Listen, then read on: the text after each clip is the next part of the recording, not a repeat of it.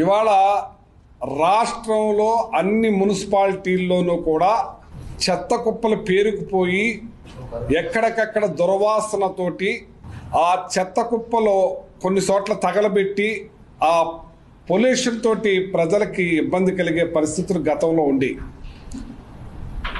ఈ స్వచ్ఛ భారత్ ఆధ్వర్యంలో జగన్మోహన్ రెడ్డి గారు ప్రత్యేక శ్రద్ధ తీసుకుని ప్రతి మున్సిపాలిటీ చెత్త కుప్ప మీద కూడా ఒక మిషనరీ బిగించి దానికి ఒక కాంట్రాక్ట్ ఇచ్చి అంటే గైడ్ లైన్స్ కేంద్ర ప్రభుత్వ స్వచ్ఛ భారత గైడ్ లైన్స్ ప్రకారం అవి అమర్చి తడి చెత్త పొడి చెత్త ప్లాస్టిక్ సపరేటు ఐరన్ సపరేటు మరి ఈ ఏదైతే పొడి ఉందో దాన్ని సపరేట్ చేసి ఎరువుల కింద ఓడేటట్టు ప్లాస్టిక్ని ప్లాస్టిక్గా అమ్ముకునేటట్టు ఐరన్గా అమ్ముకునేటట్టుగా మున్సిపాలిటీకి ఇన్కమ్ కూడా ఏర్పాటు చేసిన ఘనత జగన్మోహన్ రెడ్డి గారికి దక్కుద్ది. ఇది మన ఆంధ్ర రాష్ట్రం అంతా కూడా మనం చేసాం. భారతదేశంలో ఎలా చేశారో తెలియదు కానీ ఆంధ్ర రాష్ట్రంలో దీన్ని బాగా ఇంప్లిమెంట్ చేసాం.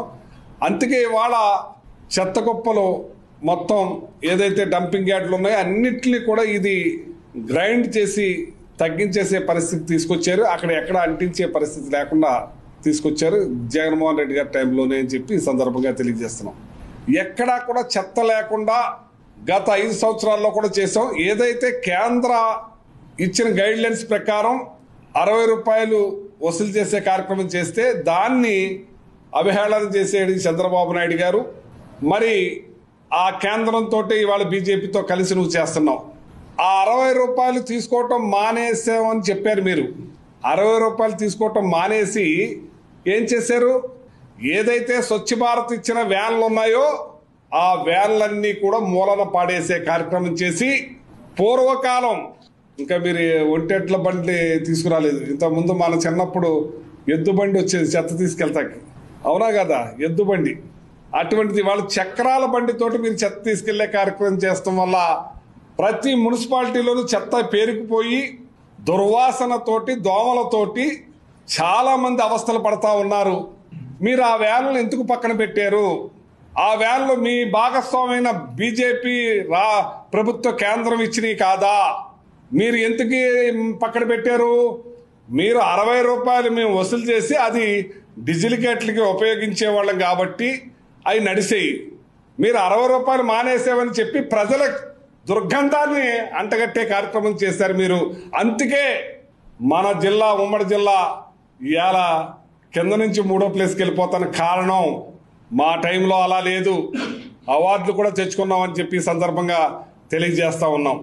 సూడి ఆవులని తెలియదు, సూడి గేదెలని తెలియదు, దొంగతనంగా తీసుకెళ్లి అవి కట్ చేసే కార్యక్రమం చేసేస్తున్నారు. దాని మీద అక్కడ ప్రజలు పోరాటం చేస్తున్నారు. ఆ దుర్గంధమైన వాసన భరించలేక వేలాది లీటర్ల బ్లడ్ భూమిలో కలిసిపోతుంటే పిల్లలు తల్లులు అన్నం తినలేక ఆ ఏరియా అంతా దుర్గంధంతో ఉంటే అక్కడ పక్కనే ఆనుకున్న ఎఫ్సీ మన సివిల్ సప్లై గోడౌన్స్ ఏదైతే ప్రజలకు బియ్యం సప్లై చేయాల్సిన బియ్యం గోడౌన్స్ను కూడా ఆ ఫ్యాక్టరీ వాళ్ళ కోసం ఖాళీ చేయించేసి ఖాళీగా పెట్టి ప్రైవేట్ గోడౌన్స్ కూడా తరలించే కార్యక్రమం చేశారు. ఇదేంటి ఇందులోంచి ఇందులోకి వచ్చారు అనుకోవచ్చు మీరు.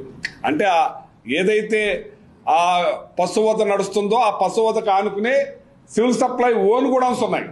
ఆ గోడౌన్స్లో రైస్ వేయకుండా ప్రైవేట్ గోడౌన్స్లో రైస్ వేసి ఇవాళ అక్కడ లాస్ అయ్యే కార్యక్రమం కూడా భరిస్తుంది గవర్నమెంట్ అని మరి చంద్రబాబు నాయుడు గారికి తెలియజేస్తున్నాను. ఆ ప్రజలు కోర్టుకు వెళ్ళారు, స్టే ఇచ్చారు, అయినా సరే ప్రభుత్వం కొమ్ము కాస్తుంది. అక్కడ 40 ఎకరాలు ల్యాండ్ ఉండాలి ఆ ఫ్యాక్టరీకి. 3 ఎకరాలు 20 సెంట్లలోనే వేలాది గేదెలు కట్ చేసే కార్యక్రమం చేస్తున్నారు. దానివల్ల వాయు పొల్యూషన్ గ్రౌండ్ పొల్యూషన్ తోటి పాడైపోయి ఆ తణుకు ప్రజలందరూ కూడా బాధపడుతున్నారు. ఆ హింసను చూడలేకపోతున్నారు.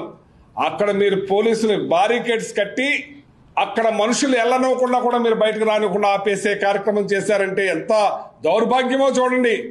మీరు తెచ్చుకోండి రిపోర్టు, మీ ఇంటెలిజెన్స్ రిపోర్ట్ ఉంటుంది.